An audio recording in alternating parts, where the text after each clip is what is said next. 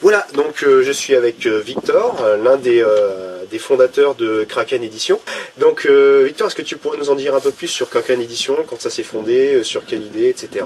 Alors Kraken en fait ça a 2 ans maintenant à peu près, enfin depuis l'idée de faire la chose, et c'était la rencontre de 3 personnes en fait. Il y avait Jérémy Bonamant et Alan Carrasco d'un côté qui voulaient monter une activité pour faire des figurines, et quand on parlait à quelqu'un qui connaissait, qui était Jocelyn Moreau, qui lui voulait monter en fait un jeu.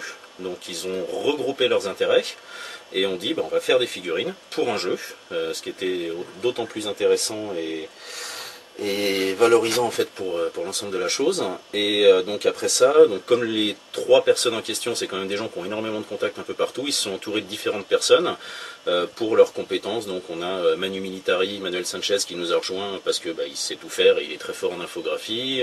Moi qui m'occupe de toute la partie site web, Yann qui s'occupe des bêta testing et de validation sur les règles. Donc on s'est entouré d'énormément de monde en fait pour gérer tout ça. D'accord, parfait. Donc vous avez sorti votre jeu phare qui est Alchemy. Notre premier jeu. Notre premier jeu. On espère que d'autres vont suivre. Hein.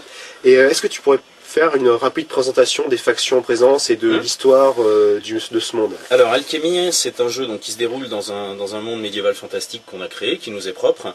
On n'a surtout pas voulu retourner dans les poncifs, orques, elfes, etc. parce qu'il y a déjà largement assez ce qu'il faut, donc on a essayé de faire quelque chose d'original. Donc les peuples d'Alchemy, donc il y a 4 races, mais il y en a une qui a disparu, et il y a donc une race humaine.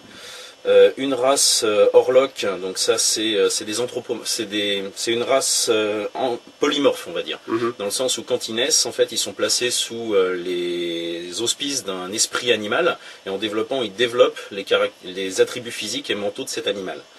Les 2 peuples humains qu'on a, donc c'est la triade de Jade, qui est très inspirée, on va dire, d'un mélange chinois et japonais, donc vraiment asiatique, mais à l'âge d'or. On a ensuite donc les hommes-chats, les Kaliman, qui donc sont des hommes félins anthropomorphes, qui sont eux au niveau de l'inspiration plutôt empire musulman et Venise, mais pareil à l'époque dorée, donc c'est des gens qui sont très portés sur les arts, etc. Et la dernière race qu'on a, donc, les humains après, donc on a la triade de Jade dont j'ai déjà parlé, et les Avaloniens. Les Avaloniens en fait ils ont fait sécession de la triade de Jade à un moment donné, et sont devenus une peuplade plus moyenâgeuse européenne on va dire, et ont une relation très très proche avec un arbre de dimension complètement délirante, conscient, et qui leur donne des symbiotes végétaux, des espèces de greffons qui viennent les enrichir, qui leur donnent des aptitudes supplémentaires. D'accord. Et le monde en lui-même, donc à la base il n'y avait pas de magie dans ce monde, mais la triade de Jade à un moment a découvert donc des pierres alchimiques dans le sol, et se sont rendu compte qu'on pouvait faire des effets magiques avec ça. Et le monde en lui-même, les 4 peuples s'entendent très très bien, enfin il n'y a pas de guerre, tout est assez, on a un monde très, très love and peace à ce niveau-là on va dire, pourvu que ça dure, sauf quand il s'agit de pierres alchimiques. Si on veut faire une analogie avec notre monde d'aujourd'hui, les pierres alchimiques, c'est le pétrole. Donc quand il s'agit de se mettre sur la gueule pour des pierres alchimiques, on y va à fond. Et donc oui, les pierres alchimiques permettent effectivement de réaliser le seul type de magie qui existe dans le monde. Ok, d'accord. Donc il y a pas mal de jeux d'escarmouches qui sortent ces temps-ci. Bon, le gros hit du moment c'est Eldorado, qui a quand même un jeu sympathique avec des belles figurines. Très belle figurine, oui. Je crois qu'on peut le dire. C'est pas pour cirer les pompes à Asmodée, mais c'est quand même des jolies figos. Donc qu'est-ce que Alchemy apporte de nouveau donc par rapport à il y a toujours toute une série de jeux d'escarmouches, Golgotha, Alchemy, Eldorado, enfin il y en a un paquet dans tous les sens, et War Machine aussi, qui est sorti avant et qui a cartonné. Mais en fait tous ces jeux d'escarmouches, l'avantage de l'escarmouche par rapport aux jeux de masse type Battle déjà, c'est que c'est des jeux qu'on peut faire qui sont scénarisés. Donc où le but c'est vraiment pas la poutre absolue de l'adversaire, donc où on va jouer beaucoup plus tactiquement, beaucoup plus finement. Maintenant, bon malheureusement moi la dernière année j'ai un petit peu passé tout mon temps libre à bosser sur Alchemy, donc j'ai pas trop eu le temps de pratiquer les autres jeux. War Machine c'est plus un jeu qui est orienté combo, avec les systèmes de feat, etc. Donc c'est plus on a créé une liste, ça...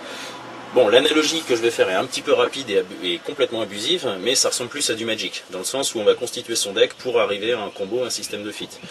Eldorado, c'est un jeu qui est plus fluide qu'Alchemy, a priori, d'après les feedbacks que j'ai eus, mais par contre Alchemy, à son niveau, est beaucoup plus stratégique. C'est-à-dire c'est un système de jeu en fait qui est très simple, mais avec les systèmes d'activation alternés, de points d'action, les gens se creusent beaucoup plus la tête. Le système de jeu, en une partie, on le maîtrise, mais par contre, il y a beaucoup de tactiques, derrière.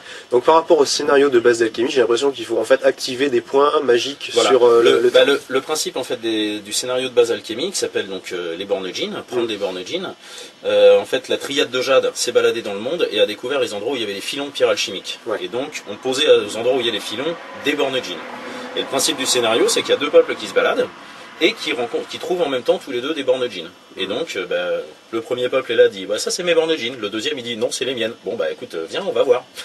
Et voilà, et le but en fait vraiment c'est de prendre le contrôle de ces bornes djinn, donc de bien montrer à l'adversaire qu'on les a, donc en se rapprochant des bornes et en dépensant des points d'action, et surtout qu'en face il y a au moins un survivant qui reparte la queue entre les pattes, dire à tous ses potes c'est bon, les bornes de là-bas on les a perdues, hein. C'est nos adversaires qui les ont prises, on les aura plus. D'accord. Ok. Sinon, pour le futur, on peut s'apprendre de quoi Alors, pour le futur, il y a déjà la première étape du futur qui a avancé, à savoir que Kraken Edition, c'est une société d'édition, comme son nom le dit. Donc on a déjà une deuxième gamme qui est sortie, qui s'appelle Artefactory, qui sont en fait des figurines hors système de jeu, enfin qui peuvent être inspirées de l'univers Alchemy, comme le bébé Orlok qui est sorti en green il n'y a pas longtemps. C'est essentiellement des sculpteurs comme Jacques Alexandre, Romain Van den Bogert, Jérémy, Alan, etc. qui veulent se faire plaisir avec des pièces qui ne s'inscrivent pas dans l'univers Alchemy. D'accord. Donc ça c'est la première chose, et après en fonction de comment évolue Alchemy, donc bien évidemment le jeu a un contexte narratif qui va évoluer. Nous au niveau en interne on sait à peu près ce qui va se passer pour les 3-4 années à venir. Donc de ce côté-là, attendez-vous à des surprises, des choses en plus, mais je n'en dirai pas davantage. Et de la belle figurine. Et de la belle figurine, oui, ça c'est clair. Et après, autre jeu ou quoi que ce soit, qui sait, sûrement. Si ça marche bien, si effectivement le produit qu'on a fait est de qualité et plaît, on fera sûrement des variations ou de nouvelles choses. Enfin, ça c'est encore à l'époque. Mais on y pense. Ok, parfait. Victor, je te remercie beaucoup écoute, d'avoir grand consacré plaisir. un peu de temps.